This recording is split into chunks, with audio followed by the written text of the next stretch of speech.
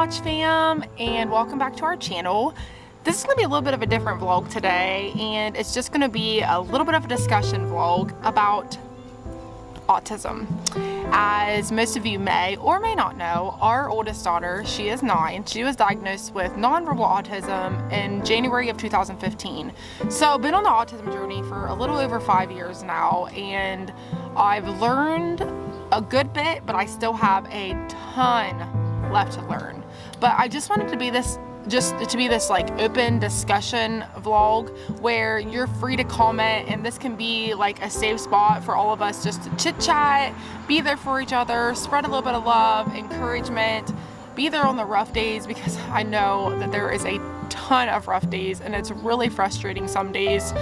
And I just want this to be an outlet for me, an outlet for you, and just a discussion place. That's all I want from this, and hopefully this finds you having a good autism day if you do have a child with autism. If you don't and you're here just to learn a little bit about autism, I'm really happy you're here, because the more people in this world understand autism and learn about autism and know what people that have autism are going through or what families are going through, the better the world's going to be.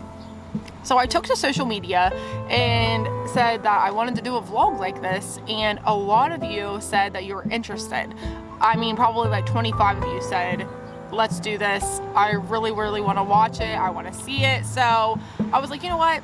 We're going to do this. And a lot of you asked some questions on the social media post that I posted, and I want to answer them and really be open and honest with you and really raw with you, and hopefully we can connect on that. And if you know somebody that has a child with autism or is just finding out, share it with them. I can still to this day remember we went to the doctor in January of 2015, and I can still to this day remember going to we went to Nationwide Children's Hospital in Columbus. They have an autism center there, and we went in there and had her tested and evaluated, and they told us that she had nonverbal autism, and they handed us a little pamphlet and a card and this little tiny checklist of things that we had to do, like get her enrolled in preschool and get her enrolled in therapy, and that's all we had.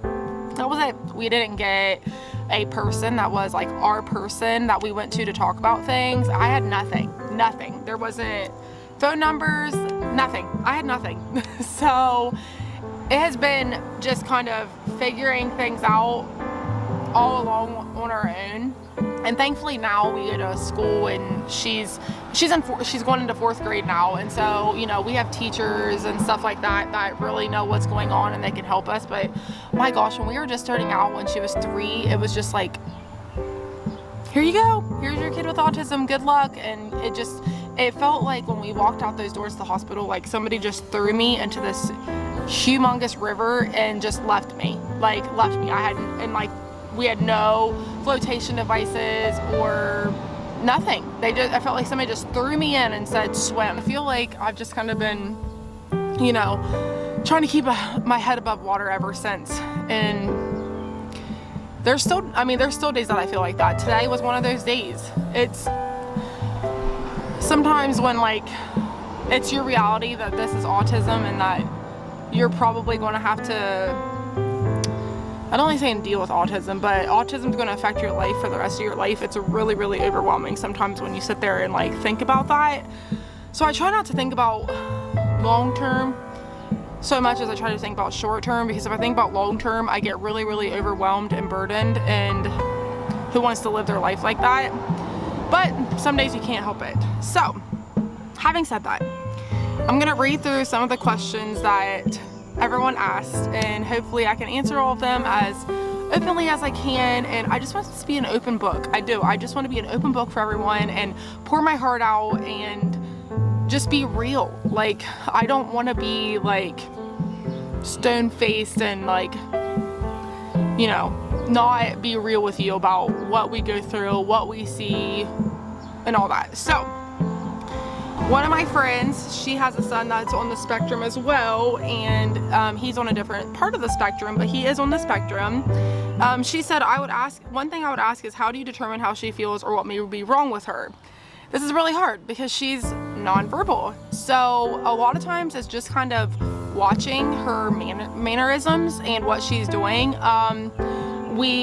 She had a tooth that was loose, and it must have been bothering her. Well, we didn't know that the tooth was loose. We brush her teeth, but I don't get in there and just kind of look around because it's difficult, and she will bite you. But we kept noticing that she was sticking her fingers in her mouth a lot, and she was crying, and then she kept sticking her fingers in her mouth. So once we kind of caught on that she was sticking her fingers in her mouth and kind of realized that this was not normal and that there might be something going on, we looked in there and we could see that there was a tooth hanging there, and it must have been bothering her. She's also 9, and we have been dealing with what we believe could possibly be premenstrual. Like, we think she could be possibly cramping and whatnot. She kind of has these meltdowns, I would call them. I don't even know if you'd call them meltdowns, but she just has this kind of like violent, aggressive behavior, and it's usually between the 15th and the 21st of every month. And she smacks her stomach a lot. She does this with her fists, so that's why we were kind of assuming that it may be stomach issues going on. But she does a lot by using her hands. So like, I had this feeling that she could possibly be having a headache one time, which is just blew my mind, because I'm like, I don't even think about the fact that she probably gets headaches because, you know, she's human. And how does she tell me that she has a headache? But she kept doing this with her hair and pulling it up. And so finally I said, you know, is your head hurting? Does your head hurt? And then finally she went, my head hurt? And, you know, she'll repeat words if we use them. So she said, my head hurt. So we gave her some ibuprofen to try and help, and that seemed to help. But really, it's just kind of following her cues, what she does with her hands. It's just kind of observing her behavior. Like, I know what a typical Tayler behavior is. And if it's something that's not typical Tayler behavior, then I know that we kind of need to focus in on that and see what is causing the non-typical Tayler behavior. So we know our children really, really well, and it's just kind of following those cues and then doing our best to help them. You know, when I said, does your head hurt? You know, and she pulled her hair up like this or whatever and said, head hurt. She connected with that. She understood what I was saying. She reworded that back to me so that I could understand that, yes, my head is hurting, and then we fixed the problem. So it's really hard with her being nonverbal. It's really just picking up on her cues and just watching her. A lot of it is just observing and seeing what she's doing, what's bothering her, what's affecting her. But it's just like, sometimes I feel like it's so much stress sometimes, because I feel like I'm on edge 24/7, because constantly watching her, constantly observing her, constantly just taking in all that she is, because I have to constantly be watching to see if something's wrong, is something bothering her. You know, when she's screaming, then I'm watching to see, is she screaming because she's frustrated? Is she screaming because something's hurting her? Is she screaming because somebody's bothering her? It's just, there's a million things that go into it that I have to sit here and, you know, and I shouldn't just say me, you know, like my mom and dad watch her from time to time, my husband, you know, but it's just like, I feel like you're constantly watching to see why she is behaving like she's behaving, because she doesn't have the words sometimes to tell you. Was there anything different that you can pick out now when she was really young, birth to 1, than with your other 2 kids? I know from 2 to 3, the fine motor, gross motor, and verbal are all signs, but what about baby age? I would say, I can't put my finger on it, and I know that sounds really weird, but Tayler as a baby was just different. She had really, really, really bad colic, first of all, which, please, don't leave this vlog if you have a colicky baby thinking, oh my gosh, she's telling me that my kid's gonna have autism. No, I'm just saying that Tayler was just, it was just different. She just, like I said, I cannot even put it into words. She just was a different baby than the other 2. She had really bad colic, could not be calmed down with that. And she wasn't slow with her, gross motor skills and things like that. Like, she walked at 10 months, I think. But I noticed that she was delayed in her speech when we were around kids that were the same age, which I just assumed could have been a speech delay. But I don't know, when I go back and look at pictures of her and stuff like that, once again, this is stuff that just makes me get really, really teary-eyed. But when I line their baby pictures up, I feel like hers just looks blank in a way. So I that's all I can explain it. It just, I feel like her like eye contact in some of them just looks blank. Like she wasn't like really connecting, and maybe that's just because I know she has autism now and I'm overthinking things. I have no idea, but I feel like her as a baby was just different, and that's the only way that I can explain it, is it was just different. But I mean, she was using words here and there. I mean, like she said Gigi, like I have a video of her saying Gigi, but not as much as what she was supposed to be saying according to like the guidelines. But that's really like all I can. And like, oh, one thing though, is her first birthday party. She hated it. She hated everybody in the room. She screamed the entire birthday party, absolutely hated it. Didn't want anybody around her, didn't want people looking at her. Like she laid on my chest and like tucked her head in and missed the entire birthday party. And like I will never forget that. And like I can remember being at the birthday party and like crying to my mom because it was just so miserable, and none of my other two were like that. So I don't know, like I said, I'm not saying if your kid cries their whole first birthday party that they have autism, but those are just some things that I can remember. Like she didn't like crowds and she didn't like a ton of people, so then at like her next birthday party we cut it down tremendously, and she did a lot better. And that was even before we knew she had autism. I just knew that she didn't like the big crowds at the previous birthday party. So I don't know if that ties in together. I know they say that you're really not supposed to test for autism till after 24 months anyways, so I don't know that would even be considered a sign, but it's something that I noticed, and it was way different than my other two. What is your advice to other mothers that may be starting dealing with what that you have already accomplished? First of all, I just want to hug you. That's all I want to do, is just hug you, because I know, and that's the hard part, is like I know that one of my friends, her daughter was recently diagnosed with autism, and that's the only thing, is like I struggle with my mental health really bad, and I wish I didn't, because I would really honestly love to be a parent advocate and like go with you to your appointment, and when you find out, be there with you and hug the flipping crap out of you, and have like a little gift and some chocolates and some books and some journals, and just hold you for a little bit and love on you, because it's a really, really lonely place that you find yourself when you're walking out that door. And I had my husband with me when we found out, but it's a really, really lonely place, because you're not like every other parent. You're not, and like you'll have friends, and your kid isn't going to be like their kid, and it's a really, really hard dynamic. It really is. And so that's the first thing I would do, would just be to hug the crap out of you, because you're in for a long journey. And I hate even saying that, but I'm just being real, and I promise you that I would be raw and real with you. Sorry, I just realized my daughter was back there, and I'm trying to have a sentimental moment, and she's back there being ridiculous. But I promise I'd be raw and real, and it's just, I know there's a journey ahead, and that's why I would just give some extra loving at first.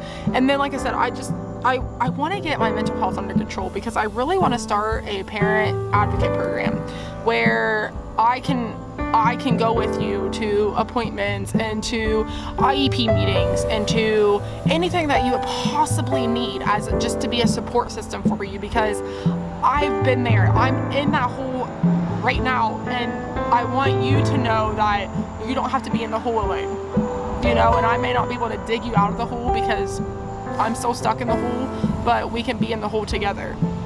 And so that's one of the big things. Like, I know I shouldn't even talk about my mental health when I'm supposed to be talking about autism, but I struggle really bad with anxiety and panic disorder, and I have a hard time physically leaving the house and driving a car and being somewhere.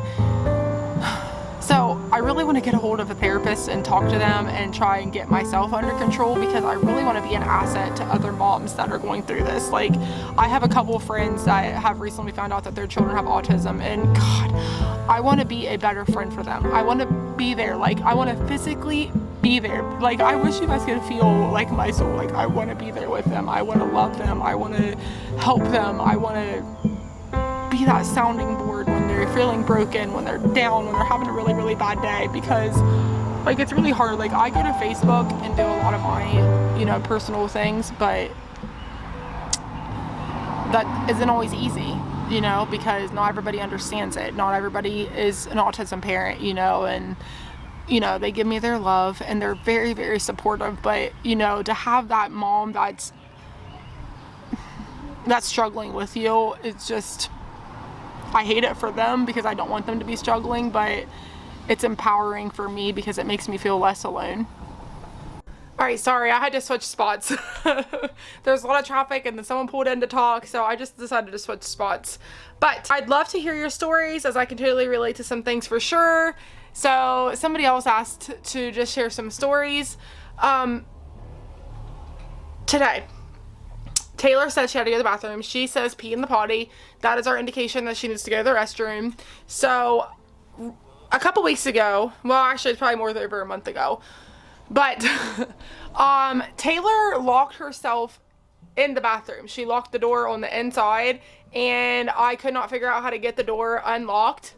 So I was trying my hardest. I kept using a credit card. I was trying to follow the things that somebody showed online about picking the lock, and I couldn't do it. And she had the bath water running and she overflowed the bathtub in the time that I was trying to get it open. So we had a very, very wet bathroom for quite a while, and we ended up having to go to the store and get us a brand new doorknob that has a key that we actually have so that I can lock the door and leave it locked.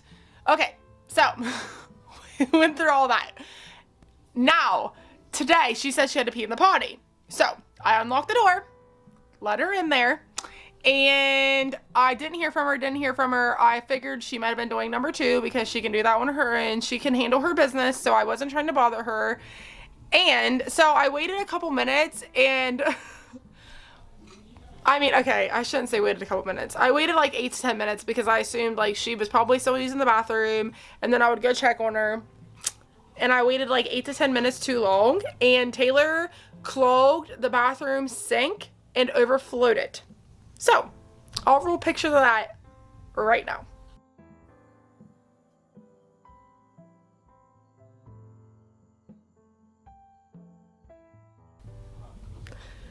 So yeah, that was my morning. It's soaked. Like if you put your feet on the ground, it is soaked. But that is just, when I say watching, oh, Taylor's in here with me.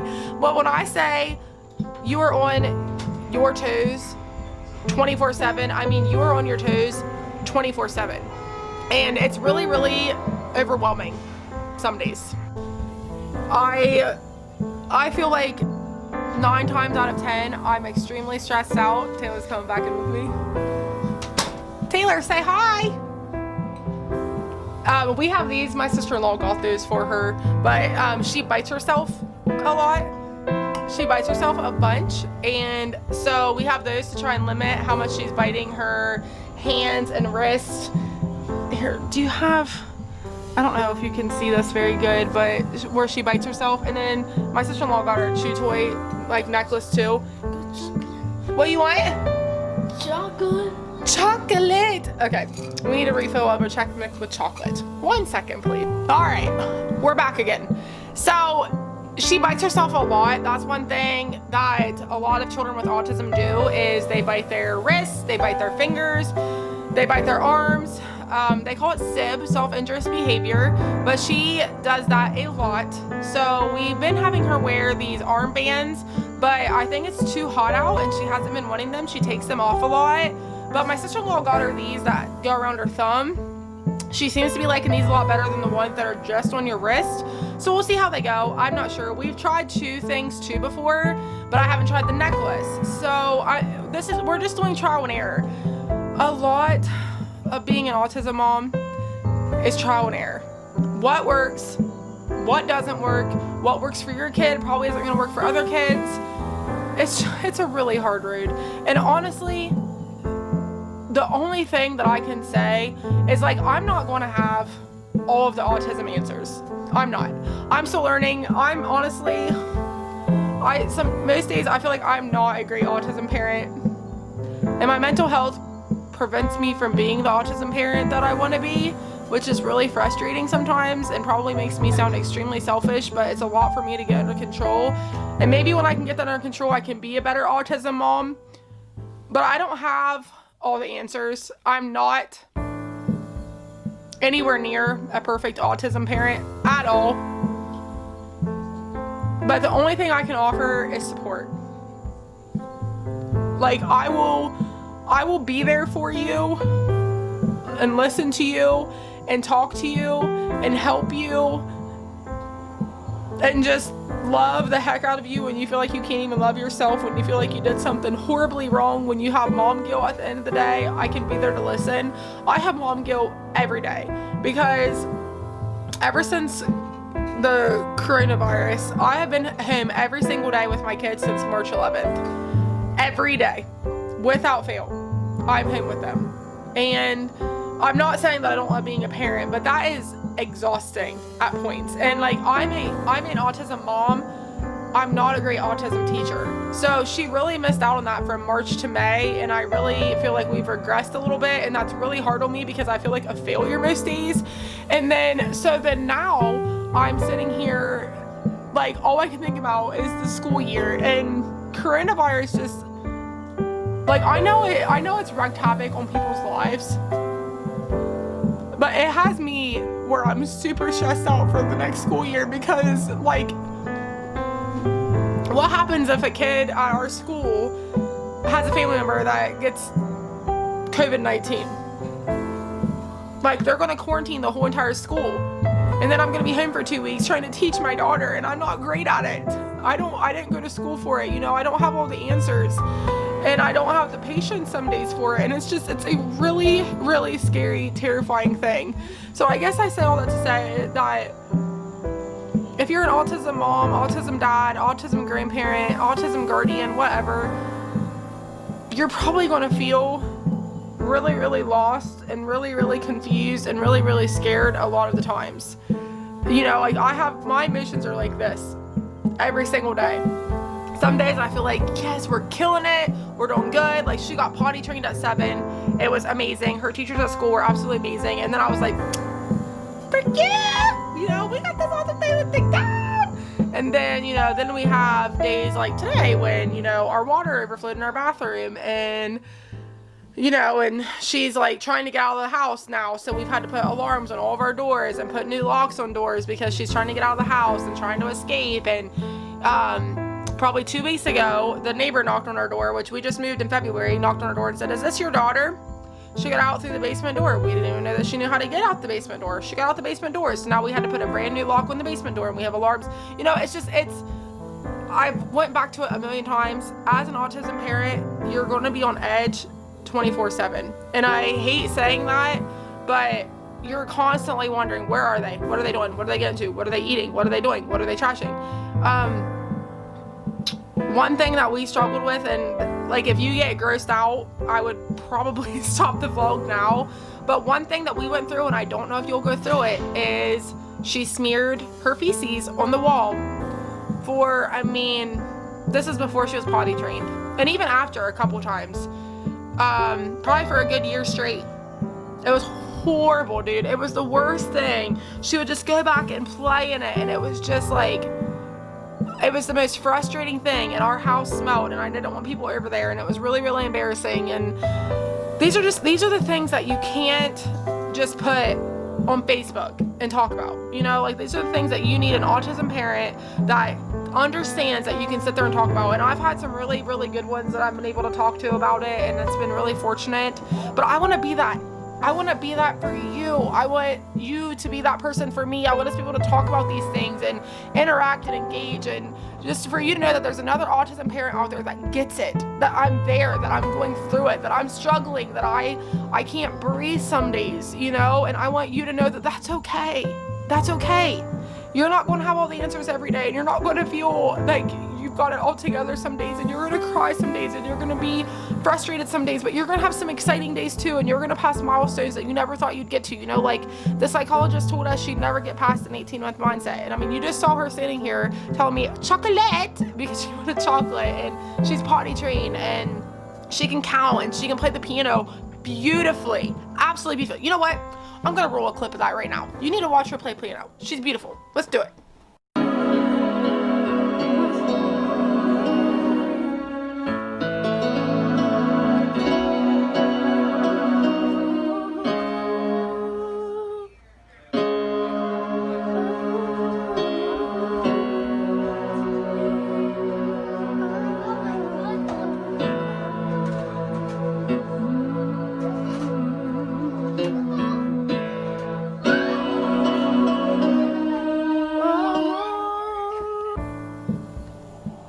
is. She's incredible.